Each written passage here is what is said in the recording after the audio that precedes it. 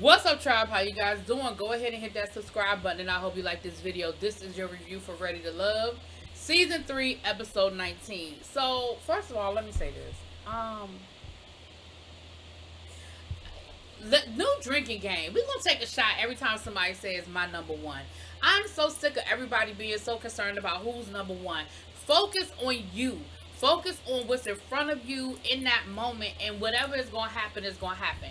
I know that's easier said than done, being on the outside, watching the process versus being on the inside. I understand that it's hard when you start developing feelings for somebody, or you start seeing somebody a certain way and you worried about it being reciprocated, or you worried about your competition. I get all of that, okay? But I really need y'all to stop, because it's becoming... By the end of this episode, it was just ridiculous, but we'll get there. This week, the ladies are in charge, and Tommy challenges them to date someone that they are not feeling. And what I mean, like somebody that they don't feel like they've made a connection with.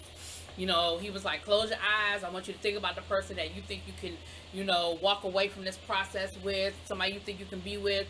Now I want you to go out with somebody that's not that person. I think that is a great activity. I think that's a great exercise. He said they're about halfway through the process. And I think that might be too early for people to lock on. Well, on one hand, I think that's too early for people to lock on. On the other hand, I get it. If you connect with somebody and you feeling somebody, and it is what it is. But I think that, again, like I was saying last week or the week before last with Chris, you're going to fall into that same trap that you fell into last season, where you're focused on one person, and if something happens and that falls apart, you haven't even tried to make a connection with somebody else. So let's go through some of these dates. So the first date we have Alexis and Ron. Now, I kind of feel like this was cheating a little bit, because Alexis, Ron said that you're his number one and you are feeling Ron. So I really feel like you were supposed to go on a date with somebody other than Ron. But neither here nor there, y'all went on a date. And she asked him a good question. She said, you are outside of what I normally date, the other guy talking about AJ, he's the norm. He's what I normally date. He's in line with what I would normally do. But you are outside of that. And she said, I need to know what about me makes me different. Like, what is it about me that makes me different for you? And so I feel like that was a good question to ask, and that was a valid question to ask. They had a cute date. They went putt-putt and all that good stuff. And she ended up getting herself a piggyback ride and all that good stuff. Next, we had Amber and AJ. Now, Amber and AJ had not connected at all. And this was a real awkward date to watch, because Amber really, I just don't feel like they were really connecting. She said that, she felt like he was a little arrogant and it was hard to talk to him. He was like, really? Me? Arrogant? What are you talking about? Not me. No, I'm not arrogant. No, not me. And I was just like, yeah, this probably is not going to go too many places. Then we had Chris and Chrysanthemum. Hope I said that right. Again, this was another dud. She went out with him because she's still in her feelings about not being Ron's number one. And Chris was like, I've really been kind of like trying to call you and hook up with you and get a date with you, but you kind of blew me off. And so I was like, I ain't trying to push up on nobody and be where I ain't want it, They had a good conversation. We found out a little bit more about her. She said, my mom never really showed me affection, and so I don't really show a lot of affection.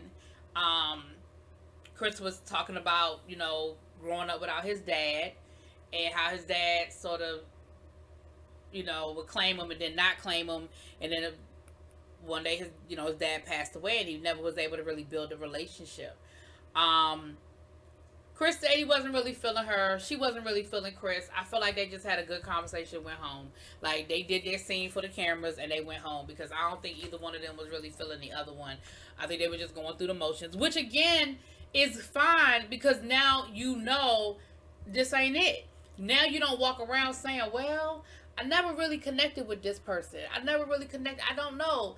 Now you know, right? So then we have Joelle and Amber. I said, Amber, you really were making sure that you went on some dates other than with Chris. I said, I know that's right, Amber. Her and Joel actually had a really good time. Joel, I could appreciate the fact that he asked if he could give her a kiss on the cheek. We're gonna come back to that kiss a little bit later on.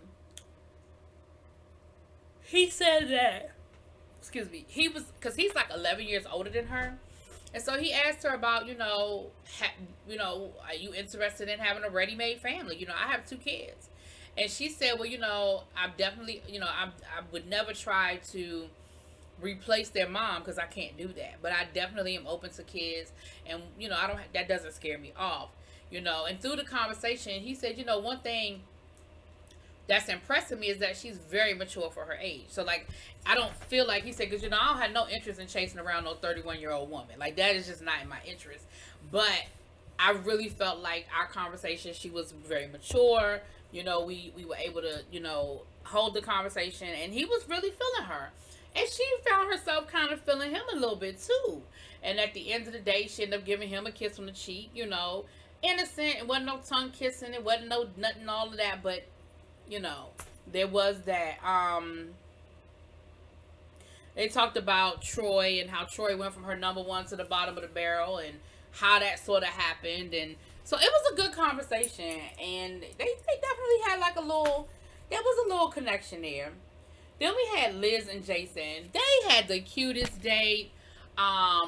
She asked him about celibacy, and he said, listen, it would be hard as hell, but I would support that. If I'm dating somebody and we're moving in that direction and that's where she is spiritually, I respect that. So it's not necessarily nothing that he's trying to do, but he would respect and support her in doing it with her, which I could understand that. And she told him how important that was in her life. She said, listen, because I'm looking for a husband. I ain't trying to be in no 8-year boyfriend-girlfriend situation. I ain't trying to be giving my body up to all these different people and flipping and flopping around. I am looking for a husband. And he was like, well, I'm looking for a wife. And then they went on the Ferris wheel, and he leaned in and gave her a kiss. It was all Harlequin romantical and stuff. It was real cute. And then they got off the Ferris wheel, and he gave her another kiss on the, a little peck on the lips, nothing deep. And then he was holding her hand. It was cute. Now she said that she was really feeling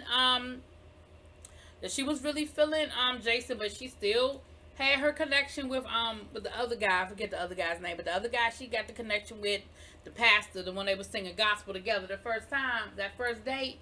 But she said that I definitely am still feeling it. But they definitely had a good connection. Then we have AJ and Kyra going out on a date. Now remember, Kyra is the one, the attorney, the one that AJ went on a date with and, stuck her with the bill. Well, he sort of made up for it with this one. He rented a private room at this nice restaurant. He met her at her car and gave her flowers. She ordered lobster. And in the beginning of the day, it seemed like they were having a hard time with communication. She was talking and he wasn't really listening and taking what she was saying seriously. He was sort of talking around her and above the conversation. I felt like he didn't really want to get deep, but she did. She really was trying to understand some things about him and his personality.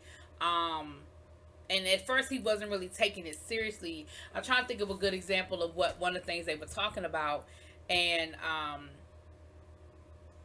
it just like he kept making jokes. But then I think they were able to sort of kind of, I guess, calm down enough for them to have a good conversation. And he was saying how she was telling him that, you are in my top 3. Like, you've been in my top 3 from the beginning. Like, the fact that, we kind of did have a past and it was a little rocky past, but I was always open, too. It was something about you that I did like. And so that was cool with that. Then we have Renisha and Dietrich went out on a date. I want no connection there. That date was as dry as that spice date that he went on last week with Tessa. Yeah, I don't even have nothing to say about that because he started talking about how nervous she made him, and he was so nervous he stopped eating his dinner And she was like, yeah, I got a problem with that because I need a strong man that's going to lead me. Because she was like, I need a man that's going to lead me. And he was like, well, I mean, what's your definition of that? Like, I need to know what that means when you say I need a man. What, I need a man to be a man. What that mean? And she started talking about what her definition was. And he was like, oh, okay. Oh, okay. I don't know, y'all. I was really feeling, was Dietrich? I really was liking Dietrich like the first couple of episodes, but now he just seemed he came off a little dorky to me in this episode. I don't know. You should have went out on another date with Tessa. Anyway, then we had uh-oh. Yeah. Yeah. So the ladies came back around. They're meeting with Tommy, and they go around the room talking about their dates. Now, here's the thing: everybody got in their feelings, and for some of the women, I feel like it was innocent. They were just like innocently, reporting on what happened on their date. For some of the women, I feel like they was playing games and they was like, throwing stuff in people's faces. I feel like some people was getting in their feelings a little bit about some things, about who's number one and who's not. Then they got ready to talk about who they weren't feeling. Dietrich's name was popped around, and so was AJ's. And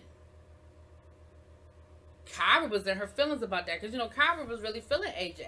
So she was like, and I mean, all of the ladies were just saying how they think he's a player, and they don't know if he's ready to love, and this and this, and this and that. And she was like, so that's what we doing now? Oh, we just gone. Everybody just hating on AJ. And she was kind of in her feelings a little bit. Renisha got in her feelings a little bit, because when Liz was talking about her date, Liz was talking about how, I'm sorry, not Liz, Amber, she was talking about how, Joelle gave her a kiss. Now, I don't know if this was editing or if this is what she really said. I'm going to need you to be clear and let her know that y'all wasn't like tongue kissing each other down in the middle of the restaurant. The man gave you a peck on the cheek, girl. And you gave him a peck on the cheek. But the way it made it seem like was he kissed me, and then at the end of the day, he earned a kiss back. Girl, y'all kissed each other on the cheek. So now Renisha in her feelings, because she was like, well, shit, I thought me and Joelle was feeling each other, but he ain't never kissed me. We ain't had no kiss. Then you had Alexis bragging.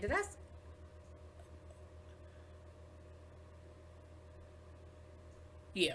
Then we had Alexis bragging about her date with Ron and how he gave her a piggyback ride, and there was a lot of hugging, and it was real this and real that. So of course, now you got Kyra on the sideline, sort of side-eye, because not Kyra, Chrysanthemum, because her and Ron kind of had a little clicky click thing going on. Then you got who was it? Somebody else was in their feeling shit. Liz. Oh, Liz. Because Liz was talking about how romantic her date was with Jason. So now you got Kyra side-eyed. And so, but that's just part of how this process goes. Like, people are going to date more than one person, and they're going to have good dates with people, So it came down to AJ and Dietrich, or as Abby would call him, Papa. And they sent Alexis to go talk to AJ. So I knew when they sent Alexis to go talk to AJ, he won't gonna get eliminated. But here's my problem with you, Mr. AJ. I really wasn't seeing what they were saying to the extent that they were saying until that moment. Because you have spent the last 2 episodes telling us about the fact that Alexis is a little too forward for you. That's turning you off. She doing the most. You're not really attracted to that.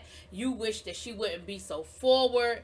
But you felt like you was about to get eliminated, and you turned that shit on full throttle, and you was flirting, and you was, getting all close and putting your arms around her and nibbling on her neck. You was doing the most because you was trying to get her to not say you ain't ready to love. And I felt like that was kind of screwed up, because the same thing that you said you wasn't feeling about her was the same thing you tried to exploit about her. Unfortunately or fortunately, Dietrich was the one that ended up getting eliminated, and AJ is still there. And we're going to see how it plays out next week, child. Anyway, y'all let me know what y'all think. Drop it in the comments. Peace.